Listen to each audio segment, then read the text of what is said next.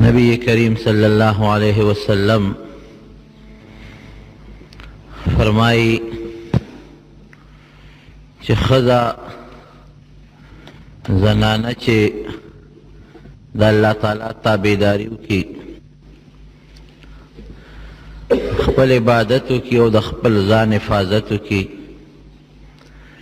نو دا چې د جنت په کومه دروازه داخلېدل غواړي نو داخله دي شي. څرنګه چې په سړو باندې د الله تعالی احکام لازم دي، سړو له جنت شته، سړو له دوزخ شته، دغه رنګې زنانه هم دي، په هغې باندې هم د رب العالمین احکام دي، بعضې لازم دي.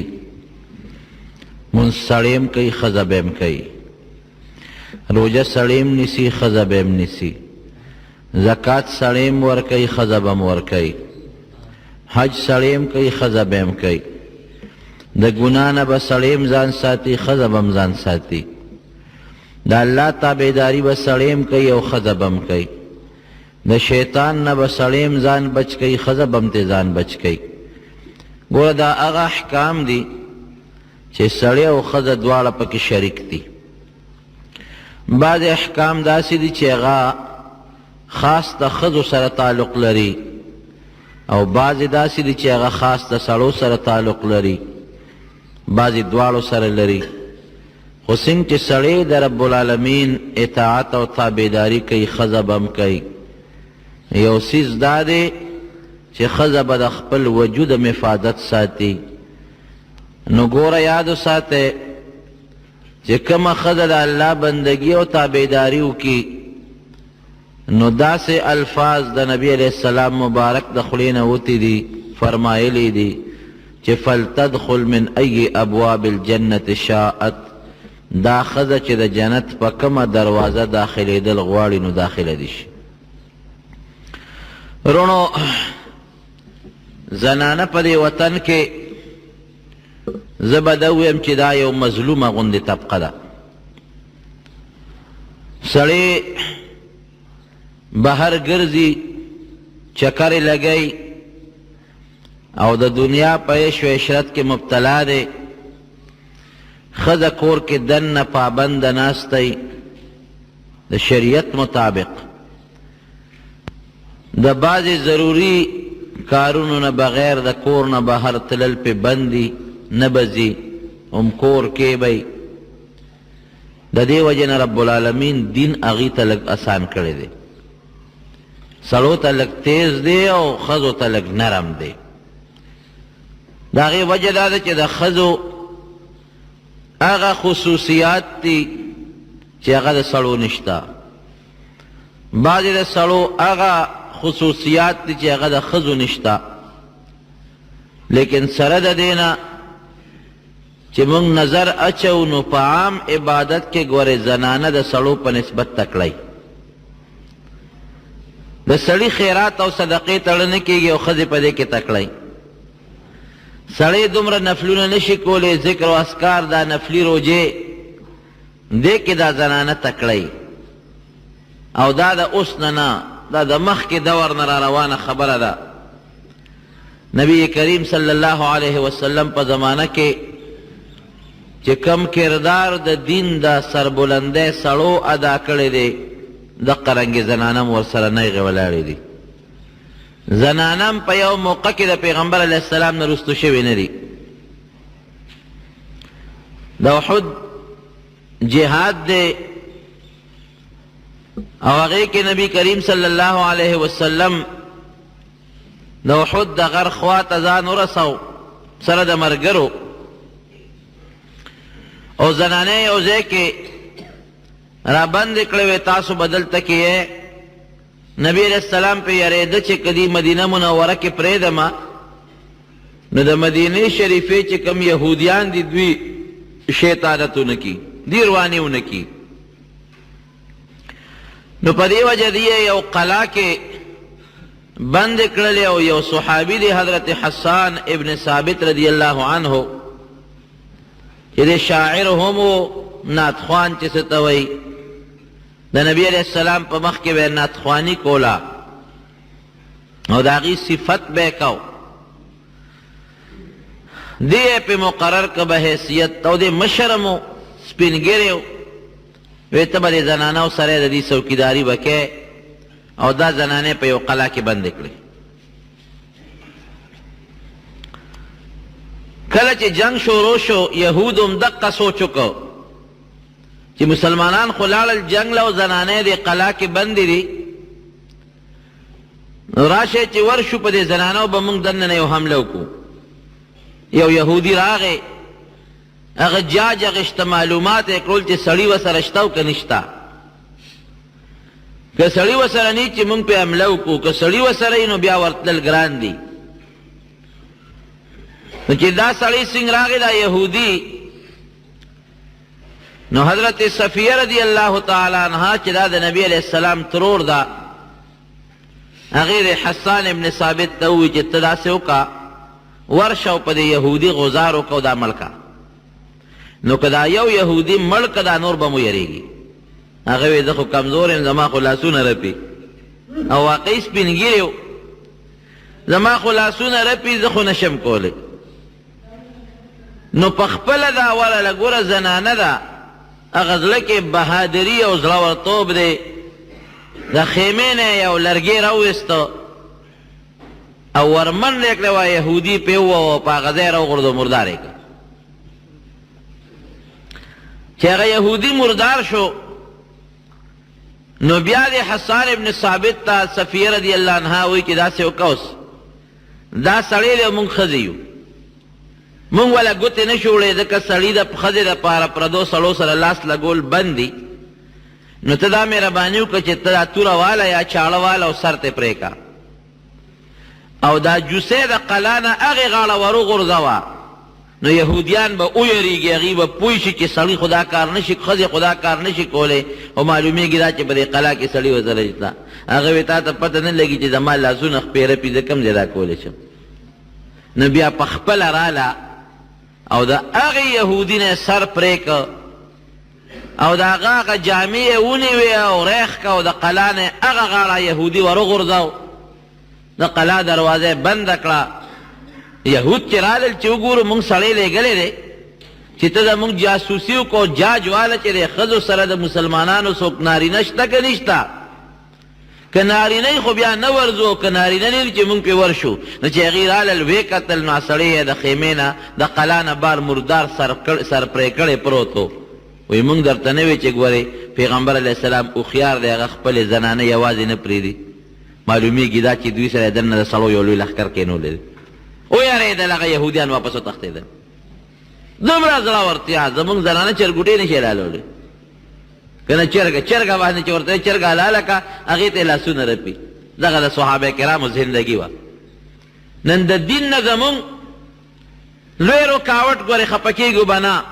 په بعضې موقعو کې نیکانې ښځې هم شته او بدانې هم شته، خو اکثر بعضې ځایونو کې ښځې رکاوټ جوړېږي. قسم دی هغه زمانه کې که به جهاد و سړي سره ښځه به اوږه په اوږه ولاړه وه، که هجرت به نو ښځې چېرته دا نه دي ویلې خاوند ته چې دا ته څه کوې، ما په وطنونو ګرځې، ما په لارو کوڅو کې ګرځې، دا یې نه دي کړی. حضرت ام سلمه رضی الله تعالی عنها د پیغمبر علیه السلام بیبي ده، او دا مخکې یو صحابي دی حضرت ابو سلمه رضی الله عنه، د هغه په نکاح کې وه، او د پیغمبر علیه السلام نږدې رشته داره هم ده.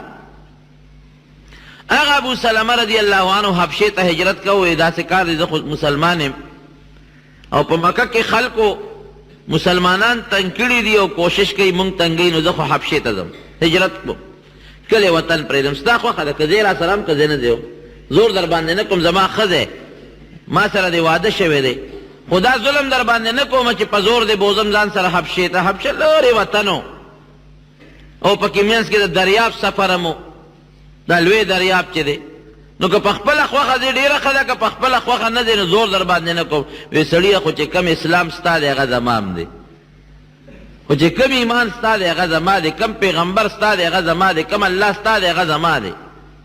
نو چې ته هجرت کوې نو زه در سره سر کې هجرت کوم، زه چې ځو دا ورسره لاړه حبشې ته.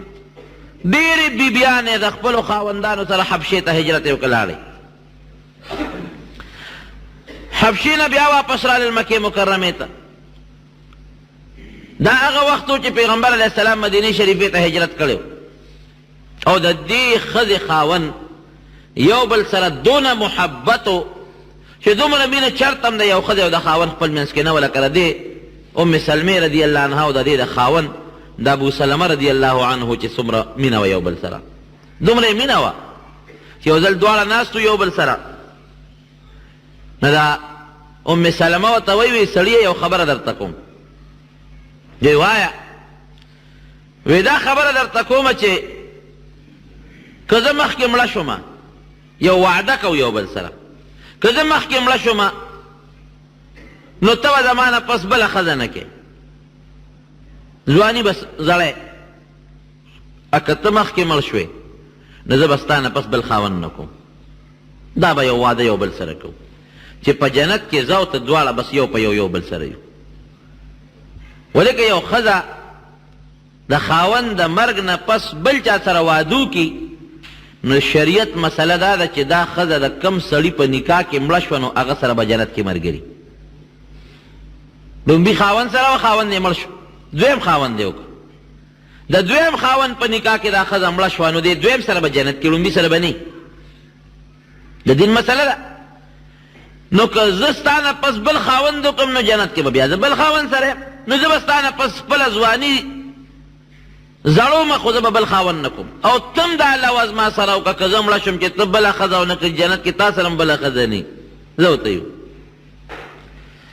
دا خاوند ورته وایي وی ښځې تا خو ما سره واده وکړه که نه؟ وی ښځه سره یو واده کو.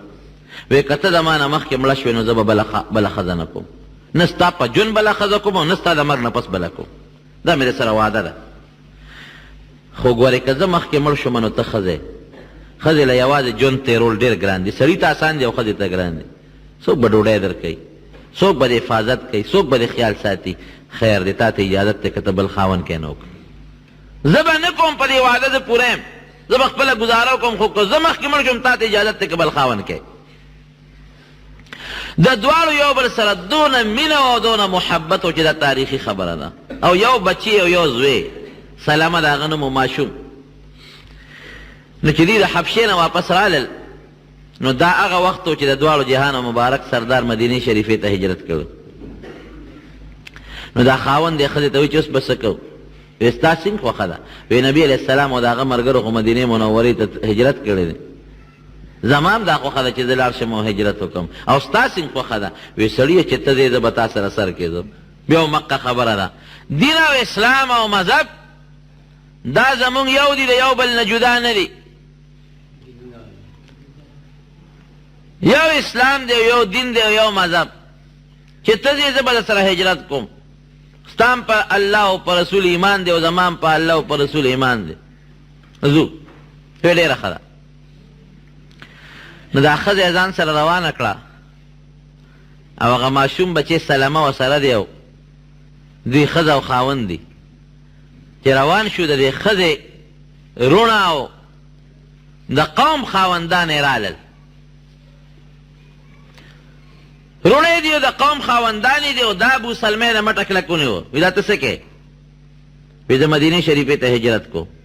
او وی زمونږ دا خور هم بوځې وی وی دا په تا مونږ خرڅه کړې خو نه ده او نه ستا وینځه ده. کله په یو ملک ګرځې او کله په بل ملک ګرځې، کله حبشې ته بوځې او کله مدینې ته بوځې. دا تا باندې مونږ خرڅه کړې نه او نه ستا وینځه ده. که ته هر خوا ځې نو زمونږ خپله خور نه پرېږدو، دا به هم دلته ځه مخه دې ښه. ده وی ډېره ښه ده، زه خو هجرت کوم، که دا پرېږدی خو ځي به راسره او که نه پرېږدی ستاسو اختیار دی. نو وروڼو ته دا خور پاتې کړه د ام سلمه، واپس یې بوتله. دا غریبه ډېره خفه شوه. وروڼو ته وی ګوره تاسو خو دله زه ورکړی یم، تاسو په ما څه کوئ؟ زه په ده سره خوشحاله یم، که دی په حبشه کې او که دی په مدینه شریفه کې. او چې څنګه د دې ایمان دی دا هجرت ولې کوي؟ خو ایمان یې دی په پیغمبر، هغه له ځان رسوي. دا قرنګې زما ایمان دی، زه په خپله هجرت کوم، د ده د وجې نه په خپله مېړه کېږي. وی نه تا موږ په وطنونو نه پرېږدو، دی خپل کار دی کوي. دا خاوند دی ام ابو سلمه رضی الله عنه لاړ مدینې شریفې ته. دا روڼو کور کېنوله. چې کېنوله د خاوند رونه او تربورانې رالل او د دې ام سلمې دې قوم ته وایي چې تاسو زمونږ د قوم د سړي نه ښځه په کور کېنوله نو دا بچې زمونږ کېږي مونږ له خپل بچې راکوي یا خدا پرېږده چې خپل خاوند له ځي اوکې نه پرېږدی نو بچې زمونږ کېږي راکوي مونږ له خپل بچې نو بچې ته هغوی بوته د ابوسلمه خاوند د قوم خلکو ته ماشوم بوته نو د دې غریبې نه خاوند هم جدا شو او بچې هم ته جدا شو نو ټوله ورځ او ټوله شپه به یې ژړل هم په خاوند پسې هم په زوی پسې او تاریخ لیکي چې دا به د مکې شریفې غرونو ته لاړه نو هلته به یې ژړل یا الله خاوند مې و هم رانه جدا شو په سوونو میلو لرې رانه لاړ او الله ماشوم بچې مې و د غېږې هغه ماشوم بچې د کال یو نیم کال د غېږې بچې د مور نه جدا کې خو مور ورپسې مري نو الله هغه بچې م رانه لاړ اوس پسه کوم سار به ووته او ماښام به د غر نه راکوش وه بیا به سار ووته او ماښام به راله ټوله شپه او ټوله ورځ به یې ژړل اخره کې د دې قوم د خلکو د ترې او زوی او د هغه پې رحم راغی او ټول قوم یې راغونډ کوي دا تاسو په دې مظلومې دا ظلم ولې کوئ وی دا مونږ په هغه خرڅه کړې خو نه ده وي بس هر څه چې دي چې دا اوس خپل خاوند سره خوشحاله ده او په سفر ورسره خوشحاله ده او یو ځای بل ځای ستاسو پیسه خپل کار به کوي هغې خپل خاوند دي بس ورسره به هجرت هم کوي او مدینې شریفې ته هم ځي ځواني یې ده بربادوی یې وله بچې تې جدا دي ظلم مه کوئ ځای چې پرېږدو چې خپل خاوند له کم خوازي نو ځي ورسره قوم یې رضا کوي ډېره ښه ده وی ځه اجازت دې درته خو چې دوی دا پرېښوده نو دا هغه ابوسلمه د قوم خلکو هغه بچې راوسته او دې له یې ورکوي دا ماشوم دی خپل واله بچې یې ورته غېږ کې ورکړه یو اوښ باندې دا سوره شوه یوازې ګورئ په اوښ باندې سوره شوه بچې یې په غېږ کې نیولی دی او د مدینې شریفې په طرف اوښ روان شو یک تنها هجرت کوي ایمان دې ته وایي نو تنعیم ورته وایي د مکې مکرمې سره خوا کې یو جومات پکې جوړ دی مسجد عایشه هغه ځای نه خلک د عمرې نیت تړي او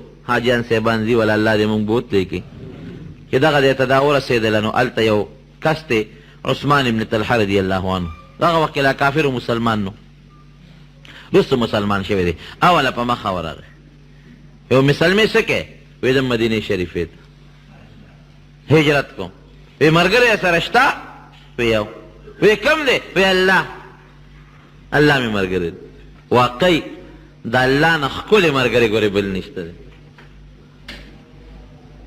چې الله د سره هغه عبدالرحمن بابا وایي که نه وایي چې الله د سره مل نه وي رحمانه که لښکرې در سره وي یک تنها د رب العالمین چې دا عقیده زمونږ پیدا شو چې یو الله زما مل دی زما دې قسم دی که د دنیا یو طاقت درته پورته وګوري لوی الله سره ملګرتیا او لوی الله خپل ملګری ګڼل پکار نو الله چرته څوک ذلیله نه پرېږدي الله چرته څوک بغیر د حفاظت نه پرېږدي خو په الله بروسه او اعتماد پکار ملګری شته وی او څوک دی وی الله نه بندګانو کې څوک ملګری وی څوک نشته به سرې روان یم چې زه دې وی بوزم نو ډېره ښه نو هغه کس ګورې لا کافر دی د پړي د اوښ هغه پړي ونیوه دا پې ښځه او بچې ناستې و هغه د اوښ پړي نیولي دی او د مدینې منورې په طرف روان شو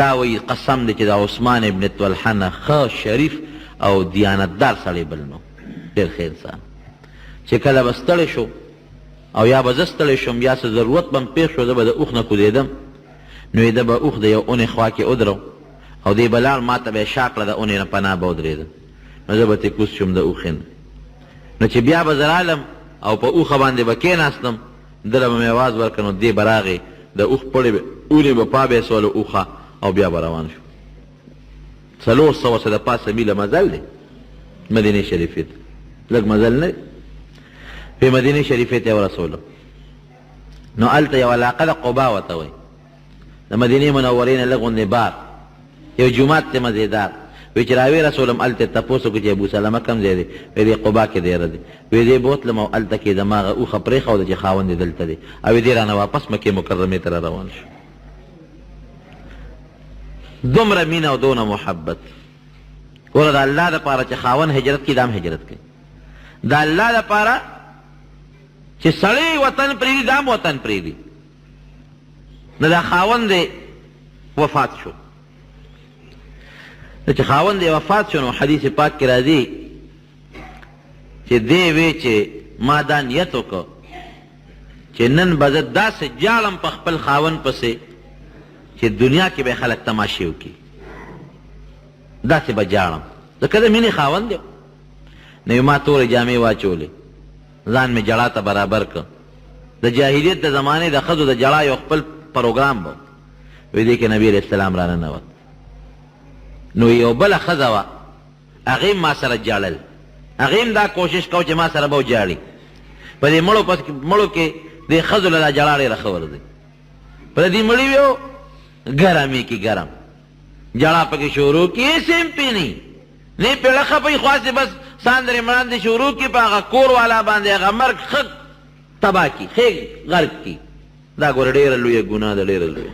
اوس خو لا د جاهلیت زمانه نشته. د جاهلیت په زمانه کې چې به کم څه ښځې خاوند مړ شو نو سر به یې وخوریم، کچری سر به ګرځېده، سر به یې وخوریم. دا ولې؟ وی دا سر خو د ډول شی دی چې خاوند مې مړ شو زه په ډول څه کوم، سر به یې وخوریم. چا به ګریوانونه وشلول، چا به مخونه وال، چا به سر ډغو، څوک به د خاوند قبر ته څو شپې پرله پسې به ناستو، په میاشتو میاشتو به د خاوند قبر ته دیرو. دا رسمونه د جاهلیت. اوس هم بعضې رسمونه شته. نبي علیه السلام ګورې لعنت ویلې په هغې ښځو، هغه ښځې چې دا د خولې چغې وباسي ساندرې وایي او دا ګریوانونه شلئ په مړي پسې او دا مخونه ټسئ، وایي په دې د الله تعالی لعنت یې لعنت. غم خو هغه دې چې لله راغې د سترګو نه ورسره خامخه اوښکې بهږي. نو د ښځو بعضې فسادونه او بعضې د جاهلیت رسمونه اوس هم شته. به هر کیف یو بله ښځه وه، هغه هم راله، هغې هم ځان تیار کړه چې مونږ په شریکه به جاړو. وی دې کې د دواړو جهانو مبارک سردار را ننوت. نو زه خو دردمن وم، ما ته یې غږ ونه کړو، ما ته یې واورولو او هغه بلې ښځې ته یې وویل وی دا ته څه کې جاړې؟ هغه کور چې د هغې نه الله تعالی شیطان څو کره ته ایستی دی، دا خو د هجرت کورنۍ ده، نو ته شیطان بیا را دننه کې پام کوو نه جاړه. ام سلمه فرمایي چې ما خو دا خبرې واورېدې، وی هغې ته خو وویروله ما ته، وی مونږ جړه ونه کړه، وی ډېره زیاته غمجنه وم. وی یو ځل نبي علیه السلام راغی، وی چې د الله رسوله زه خو ډېر زیات غمجن یم.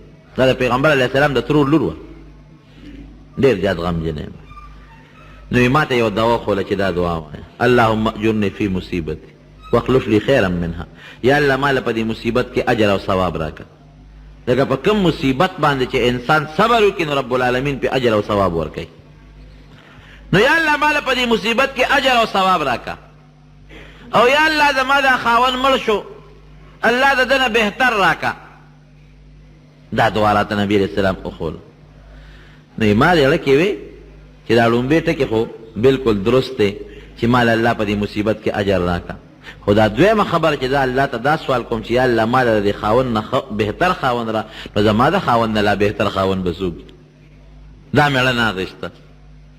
خو د نبي علیه السلام وینا وه، دعا مې کوله، نور زړه مې دا نه اخېسته چې زما د خاوند د ابو سلمه نه لا ښایسته خاوند، د هغه نه ښکلی او د هغه نه د ښو اخلاقو، د هغه نه غوره او بهتر خاوند دا به لا کوم ځای نشته په دنیا کې داسې خاوند. خو د نبي علیه السلام وینا وه، ما به هغه دعا کوله. نو یې ګوره الله زما هغه دعا قبوله کړه. وی مال رب العالمین د ابو سلمه نه د خپل خاوند زوړ خاوند نه ښایسته او ښکلی او مزیدار او اعلی خاوند راکړه. او هغه څوک دی؟ هغه د دواړو جهانو مبارک سردار، خدای پاک د هغه په نکاح کې داخله کړه. نو د ښځو د زنانو هغه عمل څنګه چې سړي په دین کې لګیا دي، خپل کوشش کوي، زنانه هم هغسې کوي. او دویم په مصیبت زیات په ښځو راځي، دا زیاتې چغې ښځې وایي، ښځې چې صبر وکړي رب العالمین د هغې وله کم اجر ورکړه. خدای پاک نبي علیه السلام خواله راورسوله په جنت کې. یا دا ارمان کو چې زه به د ابو سلمه سره په جنت کې ملګری، او یا رب العالمین د نبي کریم صلی الله علیه وسلم په ملګرتیا کې راوستله. نو یو بهتره خبره. نو زنانه یره چې زنانه د الله د احکاماتو ګورې خیال وساتي. څنګه دا دې نه وایي زنانه چې د یاره خو زه خو په کور کې ناست یم بس مفتو کې جنت ته ګټم به نه، خیال به ساتي جناب. په ښځو هم ګورې څه پابندی شته، د شریعت تابعداري به کوي. د الله د پاره به بیا د خپل مور او پلار لحاظ هم ګورې نه ساتي.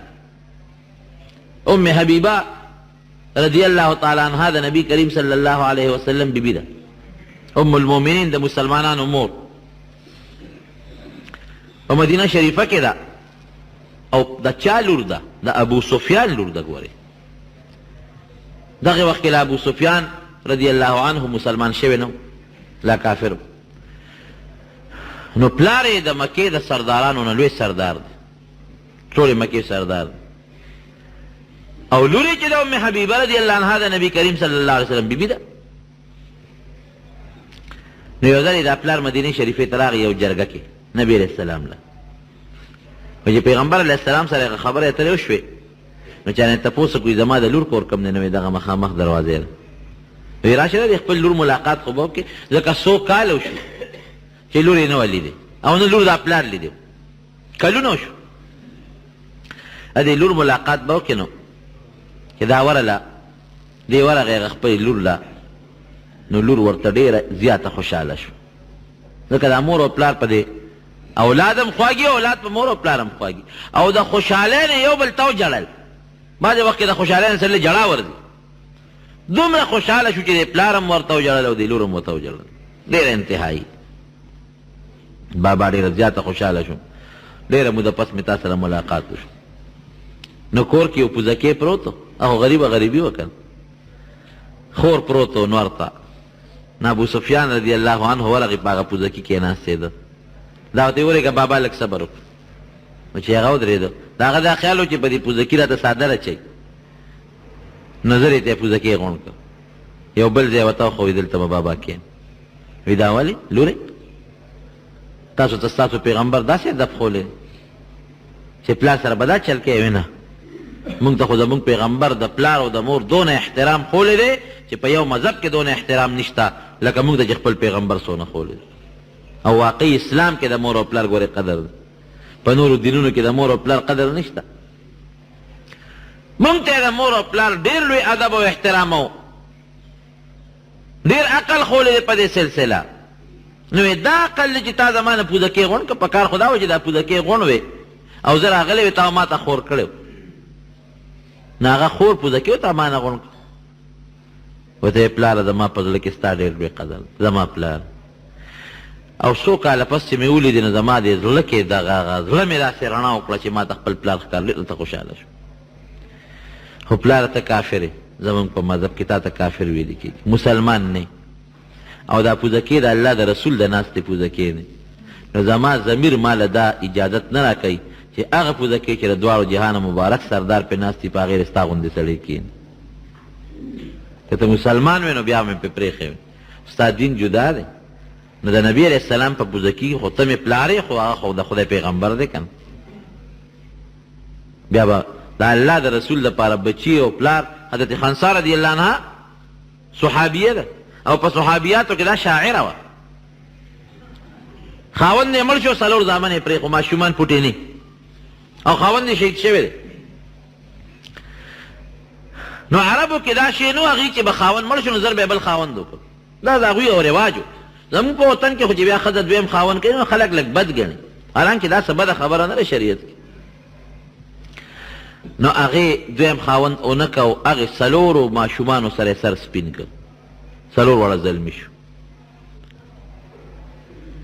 نو چې څلور واړه زلمي شو، د حضرت عمر رضی الله عنه بادشاهي او د قادسیې جنګ دی. د سکول په کتابونو کې د قادسیې د جنګ ذکر راځي، د قادسیې جنګ دی. نو سهار له جنګ دی، نو د شپې دې دا څلور واړه زامن ځان ته کېنول، بچې وې دې خوا راشه، وی کېنه، وی یو وصیت ته کوم زما خبره به منئ. وی بچې زما یو وصیت دی، وعده را سره وکړې هغه پوره کوئ. وی مورې دا ته به مونږ ته څه خبرې کلکې، ته حکم کوه چې ته څه وایې مونږ ستا خبره منو. وی وعده ده؟ وی یو. وی ښه سهار له د مسلمانانو د کافرانو جنګ دی، د عمر فاروق رضی الله عنه په مشرۍ کې، او دا ډېر سخت جنګ دی. نو دې کې به تاسو څلور واړه بچي شرکت کوئ، ورځئ به. وی بلکل مورې، مونږ خو لا وی تا نه به اجازت وغواړو، ته به اجازت راکې یا به نه راکې. په دې خوشحاله شو مورې چې ته راته پخپله وې. وی بچې داسې نه کنه، تاسو به خپله بادري ښایئ چې د جنگ اور ګرم شي وردانګې به او که معمولی غوندې سستی مو کړه په دې بادرۍ کې د خپله بادري ښکاره نه کړه نو د قیامت په ورځ به د الله په دربار کې تاسو الله ته راکاږم ګورئ دې ته مور وایي نن خو چې بچي ګیره پرېږدي مور ورته وایي بچې دا ګیره سره ښه نه ښکاري دا وخورایم دا سره ښه نه ښکاري دا وخورایم که بچې جومات ته ځي مور ورته څه وایي ای بچې یخني ده خیر دې کور یې وکړه که بچې د غرمې دي جومات ته ای بچې ګرمي ده زه دا کور به دا زه وروسته به یې وکړې که نن مور نن ښځه نن لور خپل مور او پلار او خپل بچې د دین نه منې کوي جهاد لا سوال نه پیدا کېږي چې مور یا پلار دی بچي ته لا داسې ووایي چې ځي منې کوي یې نه به ځې مړ به شې منزل نه پرېږدي نو لا پاتې لا نورې خبرې په خپله ترغیب ورکوي وایي که لږه سستي مو کړه د قیامت پر د خدای په دربار کې به د خپل حق نه تپوس کوم بس دا کار به بل مور وي تماشه به وکړي لاړل جنگ له میدان جنگ ته چې لاړل یوم شهید شو بلم شهید شو بلم شهید شو بلم شهید شو څلور واړه زلمي زامن یې شهیدان شو دې ته چا ال وي دا را روانه وګوره ډېره ګرانه خبره ده د دې امتحان نه دی الله مسلمان ساتي ګرانه خبره دې ته چا ال وي نه دی وی الحمدلله نو چې راله میدان جنگ ته وی ما ته خپل بچي وښایه نو صحابو نه پرېښوده ځکه د ښځو خو دا جامې شلولو دا چغې عدتي هغوی خو دې نو خبر چې را رالېږلي دې خپلې مور دي وی نه نه وی ګوره زه پوهېږم تاسو ما په دې وجه منې کوئ چې زه به چغې وروړې به ووایم نه نه نه زه پوهېږم دا ما رالېږلي خو ما ته خپله بچي وښایه صحابه کرام ورته خپل بچي وښو نو دا راله نو ورته مخامخ ودرېده څلور واړه دغسې په وینو کې لت پت پراته دي شهیدان وی نن به خلک وایي چې خنسا به ډېر ویر وکړي او ډېرې چغې به وي او ډېره ژړا به وکړي او دا به ډېره زیاته خپئ ای بچو نن زه ډېره زیاته خوشحاله یم پنبان نن د خوشحالۍ ورځ ده تاسو د خپل پلار او د نبي کریم صلی الله علیه وسلم په نقش قدم لاړئ او قسم په خدای چې اوس زه په دې خوشحاله یم چې د قیامت کله لویه ورځ راشي او زه ستاسو او ستاسو د پلار په خوا کې د نبي کریم صلی الله علیه وسلم په خوا کې د الله تعالی په دربار کې ولاړ یم نو زه به الله ته ده ویم چې یا الله زما دغه وړه غوندې قرباني وه رب العالمینه نو زما دغه بچیو او ستا په لار کې مې قرباني کړل دا معمولي غوندې قرباني وه رب العالمینه خوښه دې ده که دا وړه قرباني راله قبلیم او که نه قبلیم زه نن خوشحاله یم چې تاسو د رب العالمین په دربار کې دغه عظیمه قرباني ورکړئ نو نن خو مور او پلار دارنګې زنانه خو سړي منې کوي او هغه دور هغه زمانه داسې وه د نبی کریم صلی الله علیه وسلم زمانه وه د پیغمبر علیه السلام غوندې شخصیت په دنیا کې موجود و د هغه هغه رڼا په صحابو لګېده د هغه هغه رڼا وه نو زنانو چې کومې قربانۍ ورکړي دي که نه دا په دنیا کې یو مثال دی مثال قسم دی تاسو حیران به شئ که د صحابیاتو را تاریخ وګورئ حضرت عایشه صدیقه رضی الله عنها ام المؤمنین د نبی علیه السلام بیبي ده او عبدالله ابن زبیر د مکې مکرمې بادشاه دی د هغې والی دی او خوريی دی د خپل خوريی وله څه مال راولېږه نو چې را به یې لېږه نو خیرات به یې کړ نو هغه وله بیا راولېږه نو بیا به یې خیرات کړ نو هغه ته چا وی چې ته وله پیسې لېږې او چې کله یې ولېږې نو په هغه ساعت یې خیرات کې شپې ته هم نه پرېږدي وی ښه زما ترور داسې مال خیرات کوي دومره پیسې بربادوي وی قسم دې کړه دې نه پس مې 1 روپۍ هم ترور راولېږله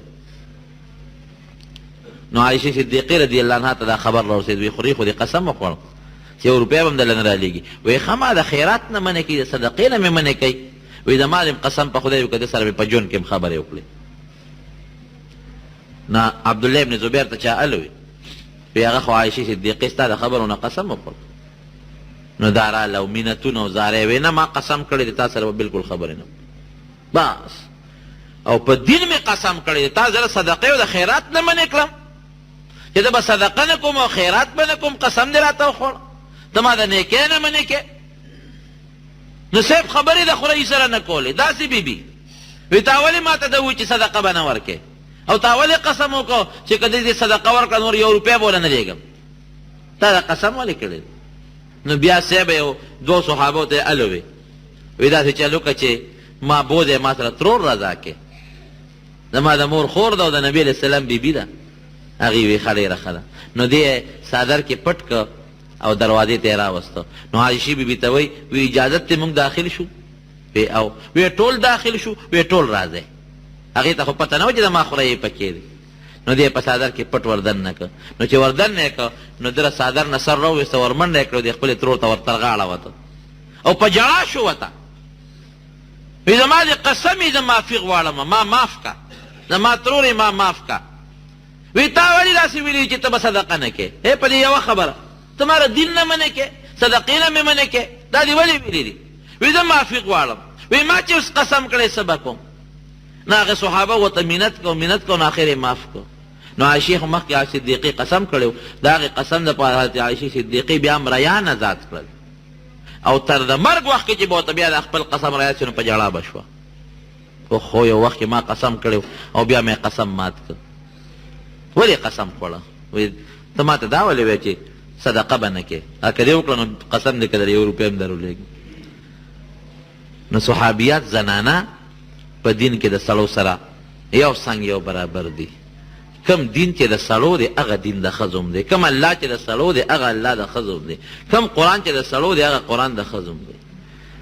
خو ښځو ته اسانه ده.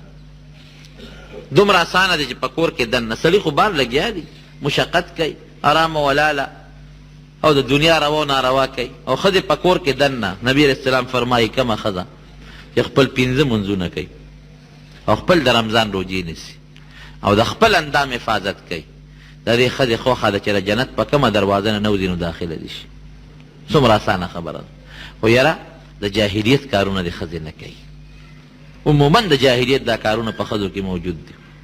مړو پسې دا جړاګانې کول ګریوانونه شلول مخونه وال او بې ځایه په دې لارو کوڅو کې ګرځېدل بازارونو کې ګرځېدل په خادو کې دا جایز او ناجایز کول بې پردګي کول د دې نه ځان ساتل ښځو له پکار دي.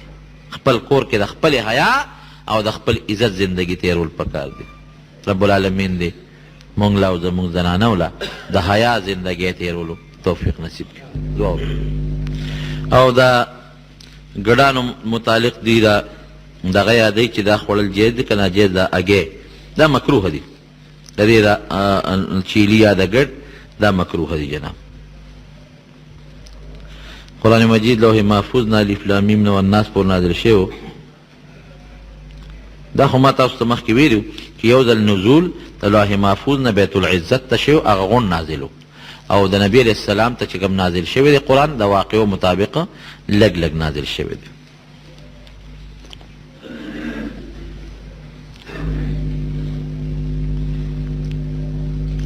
ښځه او سړی به یو شان غسل کوي که څه فرق پکې دی؟ هېڅ فرق پکې نشته. د ښځو د سړو یو شان غسل دی. په سر باندې 3 ځله اوبه اچول بیا په ښي طرف 3 ځله اوبه اچول او بیا په ګس طرف 3 ځله اوبه اچول. هېڅ فرق پکې نشته دی. د ده شرعي حاجت دی او دعا غواړي رب العالمین دې دا حاجت پوره کړي. وی ما غاښ ایستلی دی وینه نه ودرېږي او اودس چې کوم نو ګوره که وینه نه ودرېږي نو د مانځه وخت کې بس ته خپل اودس وکړه او خپل مونځ پې وکړه خیر دی. که د مانځه وخت کې بیا وینه ځي هم خیر دی خو د مانځه نه مخکې نوې تازه چاره دام وله وکړه.